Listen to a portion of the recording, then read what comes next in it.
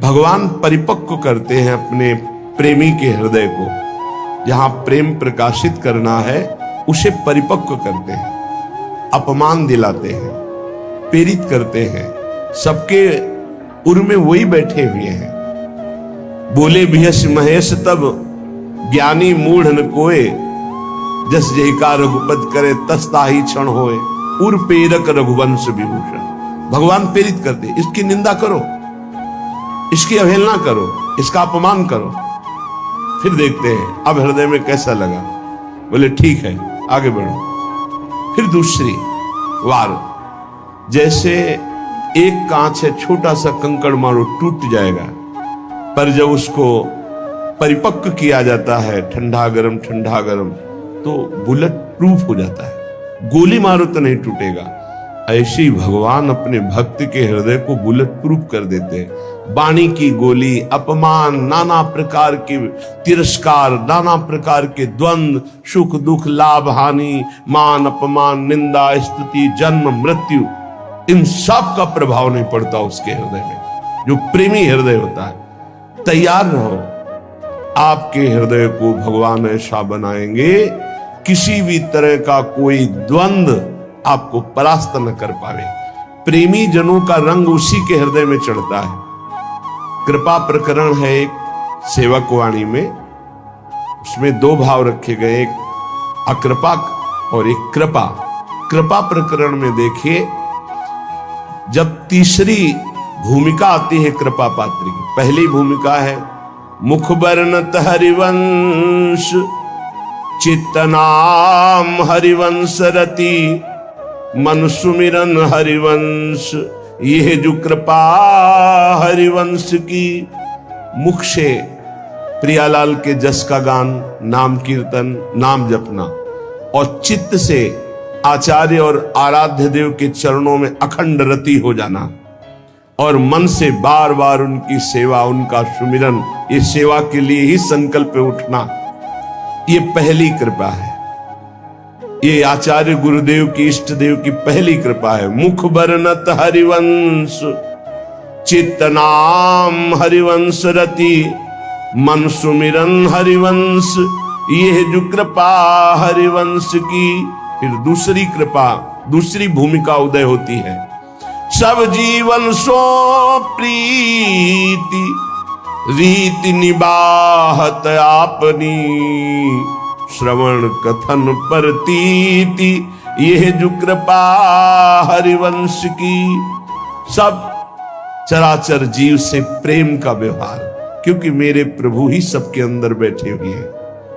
पर किसी से कोई स्वार्थ की आकांक्षा नहीं, कोई आकांक्षा नहीं, कोई चाह नहीं। सब जीवन सो प्रीति, पर रीति निवाहत अपनी, अपनी रीति क्या है? सब सोहित निष्कामति। कोई किसी से बदले की चाह नहीं, ना द्वेष के बदले की चाह, ना राग के बदले की चाह।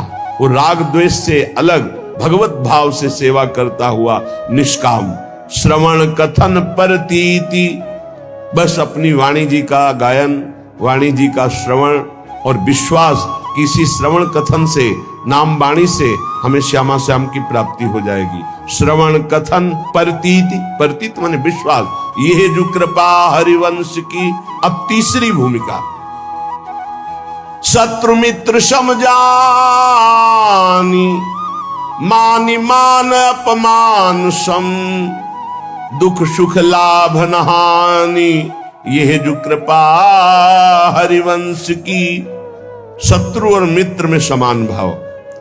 क्या भक्त का कोई शत्रु होता है क्या? नहीं, भक्त की तरफ से कोई शत्रुता नहीं होती, पर जो तमोगुणी आंतरिक हृदय वाले होते हैं, उनको भक्त का यश चुभता है। उनको भक्त की जो उन्नति है भागवतिक, वो उनको खाए डालती है। अब वो हर प्रकार से सोचेंगे इसका कैसे पतन करूं, इसका अपयश हो जाए, इसका नाश हो जाए। तो वो शत्रुता का भाव करे, पर आपके हृदय में फर्क नहीं पड़ना चाहिए। ये तीसरी भूमिका हमारे प्रेम रस प्राप्ति की। शत्रु मित्र समझानी, जैसे बड़ाई करने वाला, सम्मान करने वाला, ठीक वैसा ही आपको दिखाई देना चाहिए निंदा करने वाला, अपमान करने वाला। वैसे तो निंदा करने वाला ज्यादा पूज्य है। क्यों? क्योंकि वो हमारे अशुभों का नाश कर रहा है। निंदा करके, अपमान करके हमारे अशुभों का नाश कर रहा है। वो हमारे जो प्रारब्ध भोग है उनको काट रहा है। वो कितना कृपालु है। भगवान उसके अंदर प्रेरणा दे करके हमें परिपक्व कर रहे हैं। इसलिए निंदा करने वाला, अपमान करने वाला, तिरस्कार करने वाला हमारे हृदय में पूज्य भाव होना चाहिए। ये प्रेम प्राप्ति के लिए बहुत जरूरी है। शत्रु मित्र होगा। बड़े बड़े महापुरुषों के जीवन में बड़े बड़े विरोध हुए हैं। अगर विरोध ना हो तो भक्ति में रंग नहीं। जब विरोध आवे तो नाच पड़ो कि भक्ति रंग ला रही है। भगवान विरोध पैदा करवाते हैं। क्यों करवाते हैं? क्योंकि आप उस भूमिका से ऊपर उठे जिससे कोई भी विरोध आपका स्पर्श न कर पावे और आपकी भक्ति अबाध और अखंड बनी रहे। तो शत्रु मित्र सम जानी, मान मान अपमान सम। अपमान और मान दोनों को सम मान करके सो। अगर कोई सम्मान कर रहा है तो उसकी मति, अपमान कर रहा है तो उसकी मति। सम्मान और अपमान में दोनों में समान स्थिति होनी चाहिए। शत्रु मित्र सम जानि, मान मान अपमान सम। दुख सुख लाभ न हानि। ना कोई दुख, ना कोई सुख, ना कोई लाभ, ना कोई हानि। हर समय अपने प्रिया प्रीतम के चिंतन में इतना चित्त जोड़े है कि दुख सुख का, लाभ हानि का कोई प्रभाव ही नहीं पड़ रहा। ये तीसरी भूमिका। चौथी भूमिका अब जो है तैयारी हो गई प्रेम रंग रंगने की। तो भगवान ने ऐसा रंग भेजा, ऐसा रंग रंगने वाला मिला दिया जिससे प्रेम रंग से हृदय रंग जाए। बोले नितैक धर्मिन संग। नित्य उसको प्रेमी जनों का संग मिल गया।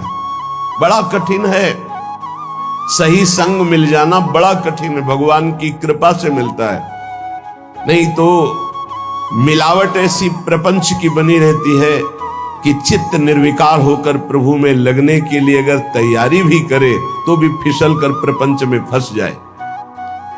नित एक धर्मिन संग। बहुत संग मिले वो संग नहीं। इष्ट मिले और मन मिले, मिले भजन रस रीति। तहां निशंक है मिलिए, तासों कीजे प्रीति। जहां अपना इष्ट मिले, जहां भजन की रस रीति मिले, जहां अपना मन मिले, ऐसा सत्संग मिल जाए तो बहुत जल्दी प्रेम रंग की प्राप्ति होती है। नित एक धर्मिन संग। जब श्री प्रियालाल के प्रेमी जनों का संग मिला तो नित्य नवीन प्रेम का प्रादुर्भाव होने लगा। नित्य एक धर्मिन संग तो रंग बढ़त नित नित सरस। फिर नित नित प्रेम अभंग। ये जो कृपा हरिवंश की। जहां ये चौथी भूमिका आई तो पांचवी भूमिका में लीला दर्शन होने लगता है। निरखत नित्य विहार, पुलकित तन रोमावली, आनंद नयन सुधार। ये जो कृपा हरिवंश की। नेत्र खुले हैं बंद। वो प्रिया प्रीतम की रूप माधुरी, लीला माधुरी में डूबा हुआ, आनंद सुप्रवाह करता हुआ एक एक क्षण महाप्रेम में व्यतीत हो रहा है। छिन छिन रुदन करंत, छिन गावत आनंद भरी, छिन छिन हर हसंत। ये जो कृपा हरिवंश की। ये छठवीं भूमिका आई। क्षण क्षण में उसका रोना हो रहा है। क्षण क्षण में वो प्रियालाल के संग विहरण कर रहा है। क्षण क्षण में उनकी लीलाओं का गायन करके डूब रहा है। छिन छिन बिहरत संग, छिन छिन निरखत प्रेम भरी, छिन जस कहता भंग। ये जो कृपा हरिवंश की। सातवीं भूमिका में हर समय प्रिया प्रीतम के साथ रहता है, हर समय। और आठवीं भूमिका जब जागृत होती है तब जो बड़े बड़े ईश्वर कोटि के महापुरुषों के लिए दर्शन पाना दुर्लभ है, उस केली का दर्शन करता है। त्रपित न मानत नैन, कुंजरंध्र अवलोकितन। ये सुख कहत बने न, ये जो कृपा हरिवंश की। निरंतर कुंजरंध्रों में लगकर प्रियालाल की अद्भुत केली का वो उपासक अवलोकन करता है, जिसके हृदय में प्रेम जागृत हो जाता है। ये 7 भूमिकाएं बहुत सुंदर प्रेम की श्री सेवक जी महाराज ने वर्णन की। तो जो उपासक सहनशील होता है वही इस मार्ग में चलता है। जब प्रशंसा होती है तो सबको अच्छा लगता है, और जब निंदा होती है तो सबको बुरा लगता है। लेकिन प्रेमी को नहीं, प्रशंसा प्रेमी को चुभती है और निंदा उसको मीठी लगती है। ये उल्टा मार्ग है, प्रेम का उल्टा मार्ग है। सम्मान करे तो ऐसे कर लेगा, अपमान करे तो उसके चरणों में प्रणाम करेगा। ये प्रेम का मार्ग उल्टा मार्ग है। सब प्रकार से जो तितिक्षु होता है, सहनशील होता है, उसके हृदय में प्रेम का प्रादुर्भाव। सब सहना है, कुछ नहीं कहना, ये हमारा मार्ग है। सब सहना है, कुछ नहीं कहना। अगर तुम हमें दुख देना चाहते हो तो हम सुख क्यों चाहें? अगर तुम अपमान करवाना चाहते हो तो हम सम्मान क्यों चाहेंगे? प्रभु, यदि आप निंदा करवाना चाहते हो तो हम प्रशंसा क्यों चाहेंगे? हम तो आपकी चाह में चाह मिलाए हुए। ये प्रेमी का हृदय होता है। प्रेम बड़ा पवित्र होता है, निर्दोष होता है। छल, कपट, बेईमानी, स्वार्थ, स्वसुखवांछा, ये प्रेम में छू नहीं जाती। जहां प्रेम प्रकाशित होता है वहां छल नहीं होता, कपट नहीं होता, छुपाव नहीं होता, बेईमानी नहीं होती, स्वार्थ नहीं होता। बड़ी दिव्यता होती है, क्योंकि प्रेम दिव्य है तो विशुद्ध जिसके हृदय में जागृत होता है उसे दिव्य कर देता है। अब पार्थिव बुद्धि शरीर रागी वो दिव्य को कैसे जान पाएगी? तभी उसको आश्चर्य होता है, ऐसा कैसे हो सकता है, ऐसा कैसे हो सकता है? अरे सांप का छोटा बच्चा गरुड़ को खा जाएगा। अगर भगवान कृपा दृष्टि से देख ले तो है छोटा सा लघु ब्याल खाए गरुड़, गरुड़ को खा जाए। मस्कई कहें बिरंची अजय मसकते हीन, ब्रह्मा को मच्छर बना दे, मच्छर को ब्रह्मा बना दे, जड़ को चैतन्य, चैतन्य को जड़, कर तुम अकर तुम अन्यथा कर तुम। सर्व समर्थ प्रभु का प्रेम प्रकट हो गया तो दिव्यता। जब दिव्य प्रेम, दिव्य प्रभु की कृपा का प्रभाव होता है तो पार्थिव बुद्धि नहीं समझ पाती। श्री जी की कृपा, लालजू की कृपा, उनकी कृपा का केवल स्वाद। अभी वो कृपा हट जाए तो अभी बोलना की आवाज नहीं निकलेगी। सुई के धागा जहां जानना मुश्किल है वहां अनंत ब्रह्मांड पार कर दे। कर तुम अन्यथा कर तुम हमारा प्रीतम है। भाई समझो, ये माया भगवती ऐसी आंधी चलाएगी कि तुम हमारी बात न पकड़ पाओ, और बाद में देख लेना तुम्हें समझ में आएगा कि क्या हमने खो दिया। अब वो बोलवाना चाहते मूकम करोति वाचालम पंगुम लंघयते गिरिम यत कृपा तम हम वंदे परमानंद माधवम। वही माधव परमानंद बैठ करके मूक से वाचाल कर दिया। अब इस वाचाल से वो मूक कर दे, उनकी महिमा की बात। अगर उनका है कि दहाड़ो तो अंतिम श्वास तक ऐसे दहाड़ते रहेंगे। भगवान की कृपा से जो दिव्यता आती है वो मानुषिक नहीं होती, उनमें मानुषिक नहीं होती। जब मीरा जी को जहर पिलाया गया तो बोले ऐसा कैसे हो सकता है कि इतने हलाहल जहर से बच जाए। उसको संशय हो गया कि ये वैद्य मिल चुका है मीरा जी से और इसने बनावटी ऐसे जहर बनाया जिससे मीरा मरी नहीं। बुलाओ उस वैद्य को। वैद्य को बुलाया, उसी कटोरे का एक बूंद जे भी चखाया गया, छटपटा के मर गया। मीरा जी की प्रार्थना से पुनः वो जीवित हो गए। कर तुम अकर तुम, भगवान की एक अपार सामर्थ्य है। ये पक्का समझिए, भक्त का यश तभी फैलता है जब जैसे झंडा फहराता है ना तो डंडे पे फहराता है। जितना मजबूत डंडा होगा और लंबा होगा उतना ही झंडा फहराएगा। ये विरोध भाव, ये निंदा, ये तिरस्कार, ये वो डंडा है जिस पे भक्त का झंडा फहराता है। अरे जमाने जोर लगा ले, कितना जोर लगाएगा, भक्त और भगवान का झंडा कभी न झुकने पाएगा। जब भगवान प्रताप प्रकट करते हैं, कौन दो सिर वाला ऐसा पैदा है जो उसका बाल बांका भी कर सके। इसलिए प्रेम मार्ग में चलने पर ना तो भय होनी चाहिए और ना भोग दैन्यता। प्रेम पवित्र होता है, इसमें छल नहीं, कपट नहीं, बेईमानी नहीं, स्वार्थ नहीं। छल कपट बेईमानी जहां बुद्धि में है, जो चश्मा लगा छल कपट बेईमानी का तो सब जगह लगता है छल कपट का ही राज्य है। हम जैसा चश्मा लगाते हमको वैसे ही दिखाई देने लगता है। लेकिन ये भगवत प्रेम मार्ग है, इस प्रेम मार्ग में अपनी श्रद्धा और विश्वास को श्यामा श्याम के चरणों में और अपने विवेक से संत का संग करना चाहिए। जहां हम बैठे हैं हमको क्या लाभ मिला है, जहां हम जुड़े हैं सुन रहे हैं उसमें हमारी बुद्धि की पवित्रता कितनी हुई है। लाभ देखा जाता है सुमिरन, त्याग, भगवत आकर्षण, ये कितना हमारे अंदर हुआ है। ये हमें देखना है कि हमें जो सत्संग मिल रहा है उससे हमारे भगवत मार्ग कितना पुष्ट हो रहा है, तभी हमारा दृढ़ विश्वास होगा। और जो पुष्ट हो रहा है वो हमारे ऊपर कृपा है श्री जी की, गुरु जी की, आचार्य की, तभी हमारा उत्साह बन पाता है। तो बचना चाहिए अपनी श्रवणेन्द्रीय के प्रपंच जनित वचन सुनने से, नेत्रेंद्रीय से दोष दर्शन से। तो हमारा जो हृदय है वो छल कपट बेईमानी आदि दोषों से रहित हो जाए। सच्चे प्रेमी में पाप आचरण नहीं रह जाते। जो सत्य मार्ग के पथिक हैं उनमें पाप आचरण नहीं होते। पाप होते हैं कामना के कारण, और कामना होती है देहाभिमान के कारण, और देहाभिमान होता है अज्ञान के कारण। सबका मूल अज्ञान और अविद्या है। जब प्रेम का प्रकाश होता है तो अज्ञान ही नहीं रह जाता, इसलिए ना वासना रह जाती ना कोई कामना रह जाती है। भगवत प्रेम ये अंतिम चरम पुरुषार्थ है जो मोक्ष के आगे की भी बात है। भगवत प्रेम अत्यंत दुर्लभ है पर इसकी प्राप्ति कृपा से सहज में हो जाती है।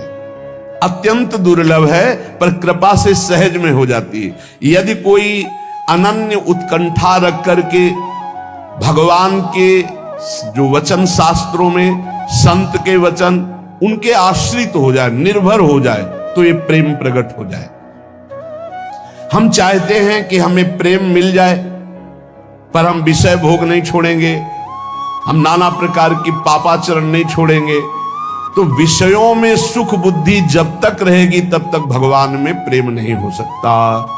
प्रेम के प्रवचन भले हो जाएं, प्रेम की बातें भले हो जाएं, विषयासक्ति और प्रेम ये बिल्कुल विपरीत है। जैसे दिन और रात, विषयासक्ति रात है और प्रेम दिन है।